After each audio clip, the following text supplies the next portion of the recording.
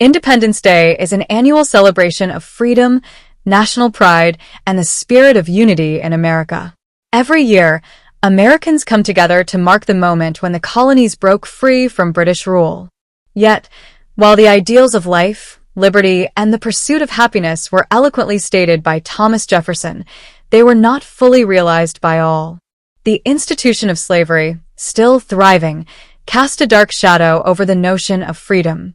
Today, let's delve into the complex story of July 4th from the perspective of Black Americans, how this day was marked differently by those seeking justice and equality.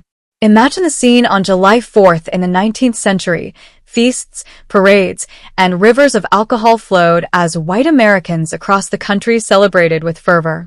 European visitors would often marvel, seeing it almost as if the day were sacred to the nation. But amid these celebrations, a quiet defiance grew. Black communities, with unyielding spirit, quietly embraced the day, declaring their own patriotism and asserting their right to belong to America's fabric. However, to avoid violence from white mobs, Black Americans often chose to observe the day on July 5th, marking their own commemorations. Beyond July 4th, significant dates like January 1st, when the U.S. banned the transatlantic slave trade in 1808, or July 5th, when New York's gradual emancipation law took effect in 1827, became symbols of Black hope and resistance. Similarly, August 1st took on greater significance after the British abolished slavery in 1834. While these dates did not overshadow July 4th, they held powerful meaning in their own right. Sadly, Black Americans' observance of these holidays was met with violence. In Cincinnati, when Black communities gathered to celebrate the emancipation of the West Indies, they were attacked by a white mob, leading to a deadly riot. Similar scenes unfolded in Philadelphia and Boston, where Black citizens advocating for rights were assaulted by white mobs.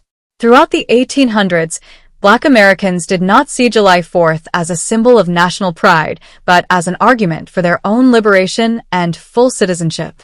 One of the most vocal dissenters, Frederick Douglass, delivered his famous speech, "What to the slave is the 4th of July," on July 5th, 1852, in Rochester, New York. His words exposed the gap between America's ideals and the brutal reality of slavery, turning what was meant to be a celebration of freedom into a time of deep self-reflection for the nation. By 1865, after the Civil War, the meaning of July 4th for Black Americans shifted dramatically. The scars of war were fresh, and many white Southerners mourned their defeat in silence. But for African Americans, especially in the South, this new chapter brought an explosion of joy and celebration. From Washington, D.C. to Mobile, Alabama, Black communities rejoiced in their newfound freedom, marking the occasion with fireworks, speeches, and readings of the Emancipation Proclamation and the 13th Amendment. In Charleston, South Carolina, July 4th became a grand celebration. By 1876, African American militia groups marched proudly through the city, representing not only their service, but their triumph over oppression. Black South Carolinians gathered in White Point Gardens to honor their liberation, a vibrant event full of music, food, and camaraderie. The spirit of defiance and joy carried on in other Southern cities, where formerly enslaved women organized parades, crowning queens as symbols of dignity and resistance. However, this celebration was not shared by white Southerners, who resented the Black community's joy and independence. Some white Southerners even mocked the occasion, while others sought to disrupt these gatherings with violence. The growing political tensions around July 4th culminated in the tragic 1875 attack on a Republican rally in Vicksburg, Mississippi, leading to the death of a Black deputy sheriff. A year later, the Hamburg Massacre in South Carolina saw white mobs kill at least 7 Black Americans, marking a turning point in Reconstruction and leading to the rise of white supremacy in the South. By the late 1800s, the celebrations that once thrived in Charleston and other Southern cities faded away.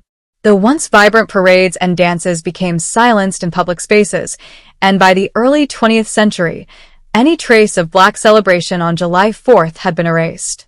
White Southerners, having reclaimed control, again set the narrative that Independence Day was only for them, while African Americans were relegated to the margins. In the grip of Jim Crow, Black Americans were denied the same rights as their white counterparts, including the right to fully celebrate their nation's independence. As Douglass had so powerfully stated, the 4th of July was a reminder of the exclusion of Black people from the nation's promises of liberty and equality. This has been a brief history of the Black 4th of July.